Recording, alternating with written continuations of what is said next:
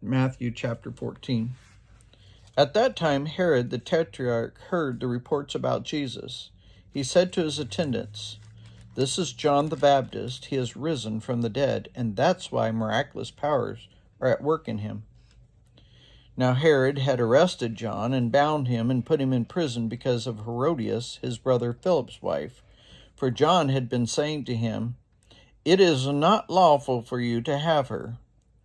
Herod wanted to kill John, and he was afraid of the people because they considered John a prophet. On Herod's birthday, the daughter of Herodias danced for the guest and pleased Herod so much that he promised with an oath to give her whatever she asked. Prompted by her mother, she said, "Give me here on a platter the head of John the Baptist." The king was distressed, but because of his oaths and his dinner guest, he ordered that her request be granted, and he had John beheaded in the prison. His head was brought in on a platter and given to the girl, who carried it to her mother. John's disciples came and took his body and buried it, and they went and told Jesus. When Jesus heard what had happened, he withdrew by boat privately to a solitary place. Hearing of this, the crowds followed him on foot from the towns. When Jesus landed and saw a large crowd, he had compassion on them, and he healed their sick. As evening approached, the disciples came to him and said, "This is a remote place, and it is already getting late. Send the crowds away so that they can go to the villages and buy themselves some food." Jesus replied, "They do not need to go away. You give them something to eat." "We have here only 5 loaves of bread and 2 fish," they answered.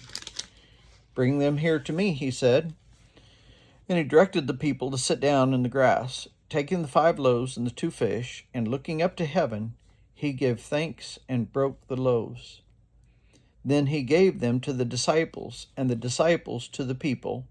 They all ate and were satisfied, and the disciples picked up 12 basketfuls of broken pieces that were left over.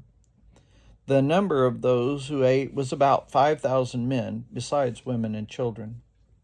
Immediately Jesus made the disciples get into a boat and go ahead of him to the other side while he dismissed the crowd. After he had dismissed them, he went up into a mountainside by himself to pray. Later that night he was there alone, and the boat was already a considerable distance from the land. Buffeted by the waves because the wind was against it, shortly before dawn Jesus went out to them walking on the lake. When the disciples saw him walking on the lake, they were terrified. "It is a ghost," they said, and cried out in fear. But Jesus immediately said to them, "Take courage, it is I. Don't be afraid." "Lord, if it is you," Peter replied, "tell me to come to you on the water." "Come," he said. Then Peter got down out of the boat, walked on the water, and came toward Jesus. But when he saw the wind, he was afraid, and beginning to sink, cried out, "Lord, save me!" Immediately Jesus reached out his hand and caught him. "You of little faith," he said, "why did you doubt?" And when they climbed into the boat, the wind died down. Then those who were in the boat worshipped him, saying, "Truly you are the Son of God." When they had crossed over, they landed in Gennesaret.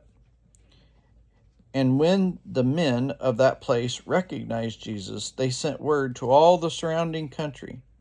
People brought all their sick to him and begged him to let the sick just touch the edge of his cloak, and all who touched it were healed.